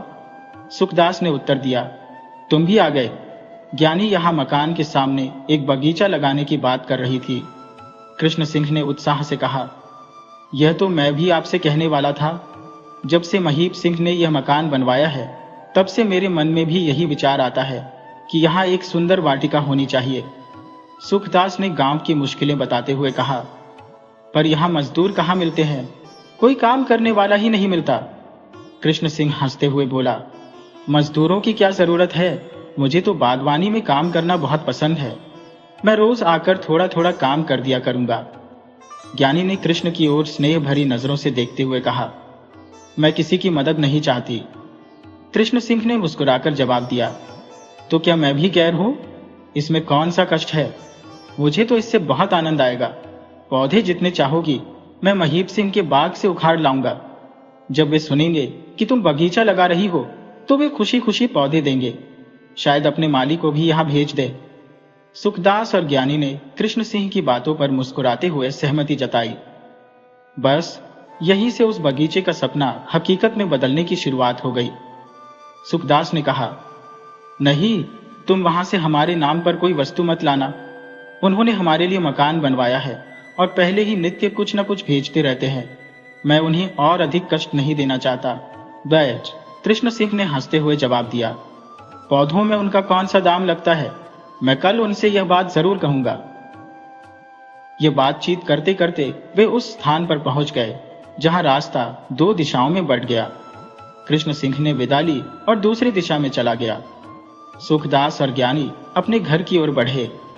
जब वे अकेले रह गए तो ज्ञानी ने कहा, मैं अपनी वाटिका में तरकारियां भी लगाऊंगी। इससे हमारी बहुत सी जरूरतें पूरी हो जाएंगी। घर पहुंचने पर ज्ञानी ने आसन बिछाकर सुखदास के लिए थाली में फलाहार लाकर रखा। सुखदास ने भोजन किया और फिर धूप में बैठकर नारियल पानी पीने लगा।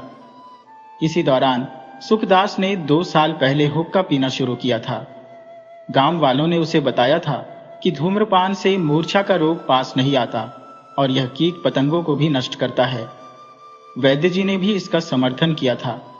हालांकि सुखदास तंबाकू का स्वाद नहीं समझ पाता था, फिर भी उसने इसे अपनी दिनचर्या का हिस्सा बना लिया। उसे आश्चर्य होता था कि लोग धूम्रपान के इतने अभ्यासी और इच्छुक क्यों होते हैं। ज्ञानी ने वाटिका लगाने का असली उद्देश्य सुखदास से छिपाया था। वह अपनी मां की याद में एक स्मारक बनाना चाहती थी। जिस झाड़ी के पास उसकी मां का देहांत हुआ था, वह प्रस्तावित वाटिका के ठीक मध्य में पड़ती थी। ज्ञानी ने सोचा था कि उस झाड़ी के चारों ओर सुगंधित फूलों के पौधे लगाए जाए। सुखदास ने वर्षों पहले ज्ञानी को उसकी मां के निधन की कहानी सुनाई थी। ज्ञानी प्रकट रूप से तो प्रसन्न चित्त रहती, लेकिन उसके मन में हमेशा यह प्रश्न उठता था कि उसकी मां कौन थी, वह यहाँ कैसे और क्यों आई, उसका घर कहाँ था, उसका रंग रूप कैसा था। लेकिन इन सवालों का कोई उत्तर उसे नहीं मिलता था। लोगों से ज्ञानी ने सुना था कि सुखदास ने उसका लालन पालन कितनी मेहनत और कष्ट से किया है। अब भी वह सुखदास को साधारण पिताओं से कहीं अधिक मानती थी। वह देखती थी कि बुढ़ापे में भी सुखदास उसके लिए कितना परिश्रम करता है, उसके विवाह के लिए धन संचय करता है और उसके भोजन वस्त्रों का ध्यान रखता है। ज्ञानी के मन में सुखदास के प्रति अपार आदर और स्नेह था। गांव में किसी भी युवती के पास ज्ञानी जैसे सुंदर आभूषण नहीं थे। ज्ञानी को गर्व महसूस होता था कि सुखदास उसके रूप, लावण्य और उसकी चाल ढाल को देखकर कितना प्रसन्न होता है। वह उसे अपना पिता मानती थी और उसे स्नेह करती थी। ज्ञानी ने कभी ऐसी कोई बात नहीं की जिससे सुखदास को दुख हो। उसकी हर आज्ञा का पालन करना उसका नियम था। लेकिन पितृस्नेह मातृ प्रेम का स्थान नहीं ले सकता था। जब ज्ञानी अन्य माताओं को अपनी संतानों पर स्नेह लुटाते देखती तो उसका हृदय विदीर्ण हो जाता। वह सोचती, मेरी माता भी ऐसी ही स्नेहमयी होंगी। उसकी मां की दयनीय स्थिति और दुखद मृत्यु का स्मरण करके कभी कभी ज्ञानी अकेले में रोती थी। झाड़ी के पास से गुजरते हुए उसकी मां की यादें ताजा हो जाती और वह सिहर उठती। कभी कभी वह अपनी मां की कल्पना में चित्र बनाने का प्रयास करती। सुखदास धूप में बैठा नारियल पानी पी रहा था। तभी ज्ञानी पास आकर बैठ गई और बोली, पिताजी, हम उस झाड़ी को वाटिका में शामिल कर लेंगे। मैं वहां ऐसे पौधे लगाऊंगी जो कभी मुरझाए नहीं। सुखदास ने उत्तर दिया, ये बहुत अच्छा होगा।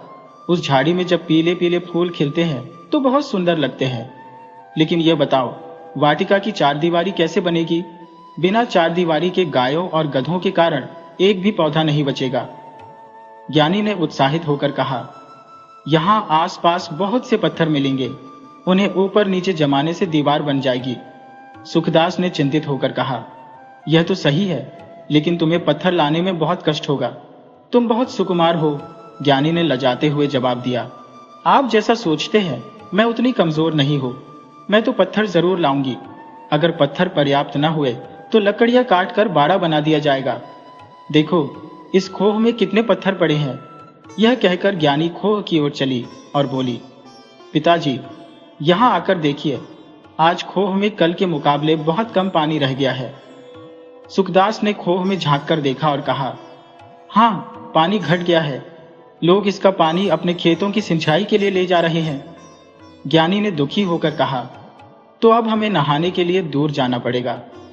यह कहकर उसने एक बड़ा सा पत्थर उठाया और सुखदास के बहुत मना करने के बावजूद लाकर रख दिया। सुखदास उसे रोकता रहा, लेकिन ज्ञानी के चेहरे की दृढ़ता देखकर वह मुस्कुरा दिया। उसकी बेटी जैसी लगने वाली इस युवती का उत्साह और प्रेम देखकर सुखदास का हृदय भर आया। ठाकुर नरेश सिंह का कई वर्षों पहले देहांत हो गया था। अब उनके पुत्र महीप सिंह घर के स्वामी और उनकी पत्नी केसरी घर की स्वामिनी थी। केसरी एक कुशल गृहिणी थी।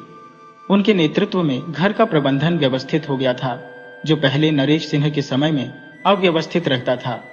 लेकिन महीप सिंह का जीवन उतना सुखद नहीं था जितना होना चाहिए था। उनकी उम्र 40 वर्ष हो चुकी थी, लेकिन अब तक उन्हें संतान का सुखदास नहीं मिला था। यह बात उनके मन में हमेशा चिंता का विषय बनी रहती। उन्होंने सोचा कि यदि संतान प्राप्ति का कोई अन्य उपाय नहीं होता तो कृष्ण सिंह को गोद लेने का निर्णय उचित रहेगा। कृष्ण सिंह, जो दयामयी का पुत्र था, एक चरित्रवान और सुसंस्कृत युवक था। महीप सिंह ने इसे गोद लेने का निश्चय तो कर लिया था, लेकिन वह इस प्रस्ताव को अपनी पत्नी केसरी से कहने में संकोच कर रहे थे। जब उन्हें यह स्पष्ट हो गया कि अन्य किसी प्रयास से संतान प्राप्ति संभव नहीं, तो उन्होंने अपने मन की बात केसरी को बताई। जैसा महीप सिंह को आशंका थी, केसरी ने इस प्रस्ताव का विरोध किया। उसने दृढ़ता से कहा, मैं तुम्हें गोद लेने की सलाह कभी नहीं दूंगी, इसका फल अच्छा नहीं होता। महीप सिंह ने समझाने की कोशिश की, तुम ऐसा क्यों सोचती हो? दयामयी का लड़का कृष्ण सिंह कितना अच्छा और होनहार है, वह हमारे लिए आदर्श संतान हो सकता है। सीर और सियार। केसरी ने असहमति जताते हुए कहा, हाँ, वह अभी अच्छा है क्योंकि वह अध्यापक के घर पर रह रहा है, लेकिन यदि वह हमारे घर आया तो उसका स्वभाव बदल सकता है। तुमने उस स्त्री की बात नहीं सुनी जो अयोध्या स्नान के समय मिली थी? उसने बताया था कि उसने एक लड़के को गोद लिया था, लेकिन जब वह बड़ा हुआ तो उसने ऐसा अपराध किया कि उसे देश निकाला दे दिया गया। ऐसी घटनाएं अक्सर सुनने को मिलती हैं। यही कारण है कि मेरा मन हिचक रहा है। महीप सिंह ने ज्ञानी के बारे में एक पुराना संकल्प मन में कर रखा था। जब ज्ञानी 12 वर्ष की थी, तभी उन्होंने तय कर लिया था कि वह कृष्ण सिंह से उसका विवाह कर देंगे और कृष्ण को गोद ले लेंगे। इस तरह ज्ञानी और उसकी संतान को उनका पैतृक अधिकार मिल जाएगा। लेकिन केसरी के विरोध ने उनके इस संकल्प को कमजोर कर दिया। महीप सिंह के मन में यह चिंता थी कि अगर कृष्ण सिंह को गोद न लिया गया तो ज्ञानी के अधिकार सुरक्षित करने का और कोई रास्ता नहीं बचेगा। महीप सिंह ने जब देखा कि केसरी उनके गोद लेने के प्रस्ताव का विरोध कर रही है, तो उनके मन में यह विचार आया कि स्त्रियां कितनी स्वार्थी होती है। उन्होंने सोचा, केसरी मुझे गोद लेने से इसलिए रोक रही है कि मेरे मरने के बाद उसके हाथ में कोई अधिकार न बचे। इस विचार ने महीप सिंह को गहरे दुख में डाल दिया। हालांकि अपने मन के दुख और पीड़ा को उन्होंने कभी केसरी पर प्रकट नहीं होने दिया। वे पहले की तरह केसरी से प्रेम और उसका आदर करते रहे। उधर केसरी को अपने पति से सहानुभूति तो थी, लेकिन वह अपने मन को यह कहकर समझा लेती, यह संसार तो चिंताओं का सागर है, यहाँ कोई भी व्यक्ति चिंताओं से मुक्त नहीं। अगर महीप सिंह को संतान की चिंता न होती तो कोई और बात उन्हें परेशान करती। फिर भी केसरी ने महीप सिंह की सेवा में कोई कमी नहीं छोड़ी।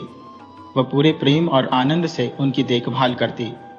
लेकिन जैसे जैसे समय बीतता गया, उसे यह अनुभव होने लगा कि उसकी प्रेम सेवा से अब पति का चित्त प्रसन्न नहीं होता। महीप सिंह किसी ऐसे व्यक्ति की कमी महसूस करते थे जो उनके साथ जमींदारी के प्रबंधन में मदद कर सके। कारिंदों और सिपाहियों की निगरानी करना अब महीप सिंह के लिए कठिन हो गया था।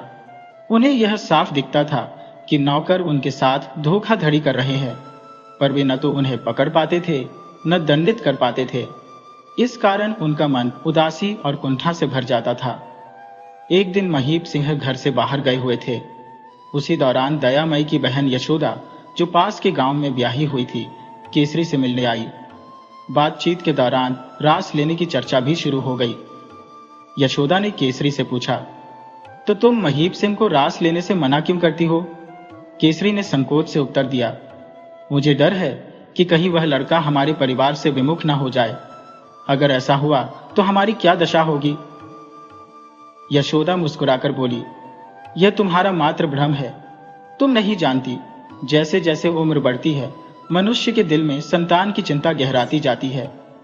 निस्संतान व्यक्ति को अपनी पूरी जिंदगी एक अंधकारमय खालीपन लगती है। वह सोचता है, मैं किसके लिए जी रहा हूं? किसके लिए यह धन संपत्ति जमा कर रहा हूं? मेरी मृत्यु के बाद मेरा पिंडदान कौन करेगा? मेरी आत्मा को कौन तृप्त करेगा? मेरी सलाह मानो और अपने पति को इस चिंता से मुक्त कर दो। यशोदा की बातों ने केसरी के दिल में गहरा प्रभाव डाला। अब उसके मन में यह प्रबल इच्छा हो उठी कि महीप सिंह जल्द से जल्द घर लौट आए। सूरज ढलते ढलते महीप सिंह घर लौटे। केसरी उन्हें देखकर बोली, आज देर क्यों हो गई? क्या किसी और काम में व्यस्त हो गए थे? महीप सिंह ने कोई उत्तर नहीं दिया। चुपचाप अपने कपड़े उतारकर एक ओर रख दिए। उनका चेहरा बहुत उदास था, मानो हृदय पर किसी बड़ी चोट का बोझ लिए बैठे हो। अंततः वे चारपाई पर बैठ गए और धीमी आवाज में बोले, दरवाजे बंद कर दो। ये कह दो कि इस समय कोई भी घर में ना आए। केसरी ने उनकी बात मानकर दरवाजा बंद कर दिया। और महीप सिंह के सामने आकर बैठ गई, उनकी उदासी के पीछे छिपे कारण को जानने की प्रतीक्षा में। महीप सिंह ने गंभीर स्वर में कहा, मैं जल्दी लौट आया क्योंकि वह बात जो तुम्हें बतानी थी किसी और के मुंह से सुनकर तुम्हें आघात न पहुंचे। इस बात ने मेरे हृदय को गहरा चोट पहुंचाया है। केसरी ने चिंतित होकर पूछा, घर में तो सब कुशल है ना? महीप सिंह ने सिर झुकाते हुए कहा, हाँ, घर में सब कुशल है, लेकिन यह चोट किसी जीवित व्यक्ति की ओर से नहीं बल्कि दिलीप सिंह की ओर से है। आज मुझे उसकी लाश एक खोह में पड़ी मिली। केसरी की आंखों में घबराहट थी। उसने जल्दी से पूछा, यह कैसे हुआ? क्या वह डूबकर मर गया?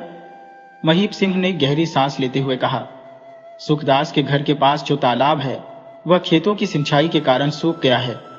वहां दिलीप की लाश 2 पत्थरों के बीच फंसी हुई मिली। मेरी घड़ी और शिकारी चाबुक भी वहीं पड़े थे। लगता है कि वह फिसल कर गिरा और वहां फंस गया, और सुखदास के चोरी हुए रुपये भी उसी के पास मिले। यह सुनकर केसरी के चेहरे पर अविश्वास और आशंका के मिले जुले भाव आ गए। वह कुछ क्षण के लिए स्तब्ध रह गई, जैसे उसे यकीन ही न हो रहा हो।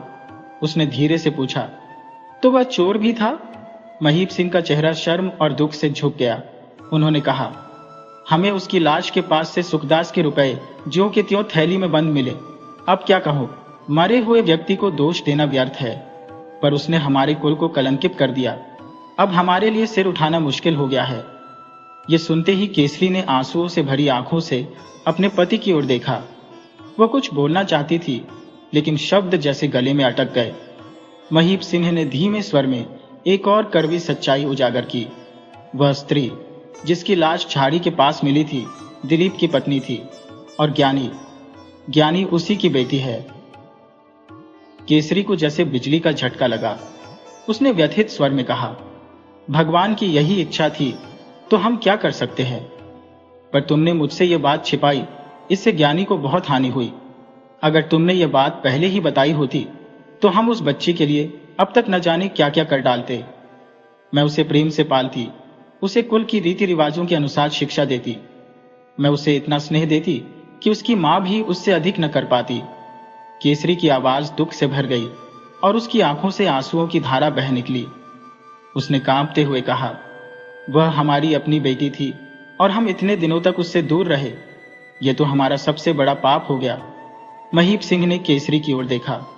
उसकी आंखों में भी आंसू थे, लेकिन वह चुपचाप उस गहरे दुख और अपराध बोध को अपने भीतर दबाए बैठा रहा। ठाकुर महीप सिंह की बात सुनकर सुखदास चौंक पड़ा।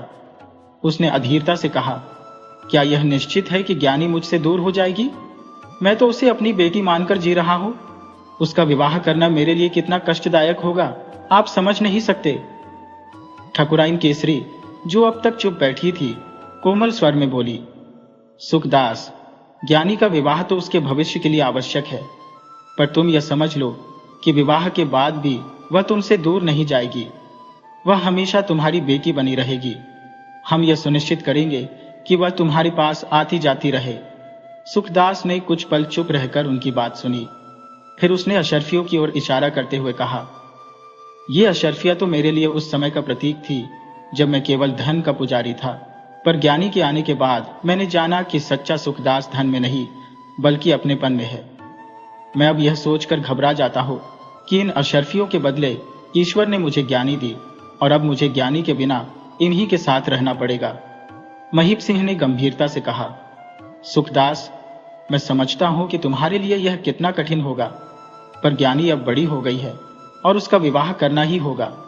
मैं वचन देता हूं कि विवाह के बाद भी उसका तुम्हारे जीवन में वही स्थान रहेगा। सुखदास ने आंखें पोंछते हुए कहा, अगर ऐसा है तो मैं अपनी प्रिय बेटी का विवाह पूरे हृदय से करूंगा, लेकिन मेरी एक शर्त है, विवाह का सारा प्रबंध मैं करूंगा, और वह ऐसे होगा कि सभी लोग उसे याद रखें। केसरी ने मुस्कुराते हुए कहा, यह तो हमें मंजूर है, और मैं भी इस विवाह को भव्य बनाने में तुम्हारी सहायता करूंगी। ज्ञानी हमारी भी बेटी है और उसकी खुशी हमारी खुशी है। ज्ञानी, जो अब तक यह वार्तालाप सुन रही थी, भावुक होकर बोली, मैं हमेशा आपकी बेटी रहूंगी।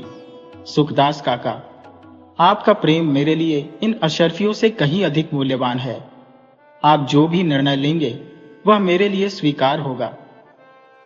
सुखदास ने गहरी सांस ली और कहा, ठीक है, अगर यह ईश्वर की इच्छा है तो मैं इसे सहर्ष स्वीकार करता हूं, पर मैं चाहता हूं कि ज्ञानी के जीवन का यह सबसे बड़ा दिन यादगार हो।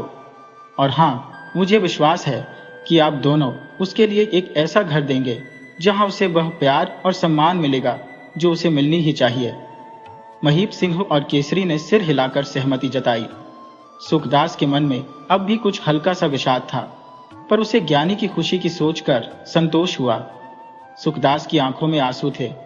उसने धीमे स्वर में कहा, तुम लोग मुझे कितना बड़ा सौभाग्य दे रहे हो, इसे शब्दों में व्यक्त करना कठिन है। तुम्हारी कृपा से ही मेरी आंखों में जीने का कारण था। अब तुम लोग अपना जीवन अच्छे से जियो और मैं यही इस कुटी में रहकर भगवान की भक्ति में लीन रहूंगा। महीप सिंह ने सहानुभूति से कहा, सुखदास, तुम्हारा आदर्श और तुम्हारा त्याग हम सभी के लिए प्रेरणा का स्रोत है। तुम जितना चाहो हमारे साथ रहो। ज्ञानी का विवाह हम पूरी श्रद्धा और सम्मान से करेंगे और उसकी जायदाद पर तुम्हारा अधिकार रहेगा। तुम्हें जो भी चाहिए बस हमें बताओ। केसरी ने सुखदास की ओर देखकर कहा, हम तुम्हारे हर निर्णय का सम्मान करते हैं सुखदास, लेकिन तुम्हारी कुटी में रहकर तुम अकेले न रहो। हम तुम्हारे पास आएंगे और हमेशा तुम्हारी मदद करेंगे। तुम हमारे परिवार का हिस्सा हो। ज्ञानी ने अपने चाचा की ओर देखा और कहा, चाची, मुझे जो शिक्षा और स्नेह मिला है वह मैं कभी नहीं भूल सकती। मेरे लिए आप दोनों माँ बाप से भी बढ़कर है। मैं इस घर में हमेशा स्वागत महसूस करती हूँ और जब भी मुझे जरूरत होगी मैं आपके पास आऊंगी। सुखदास ने सिर झुकाकर कहा, भगवान का धन्यवाद है कि उसने मुझे तुम जैसे नेक दिल इंसान दिए। तुम लोग सच्चे संतान हो और मुझे हमेशा यह विश्वास रहेगा कि तुम जैसे लोग इस संसार में हैं, तब तक यह संसार सुरक्षित है। महीप सिंह और केसरी ने एक दूसरे की ओर देखा और फिर खुशी से मुस्कुराए। वे जानते थे कि चाहे परिस्थिति कैसी भी हो, उनका परिवार हमेशा एक दूसरे के साथ खड़ा रहेगा।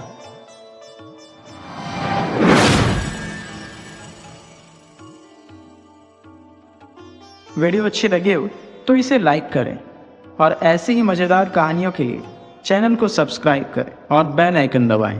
ज़्यादा से ज़्यादा अपने दोस्तों को शेयर करें। धन्यवाद।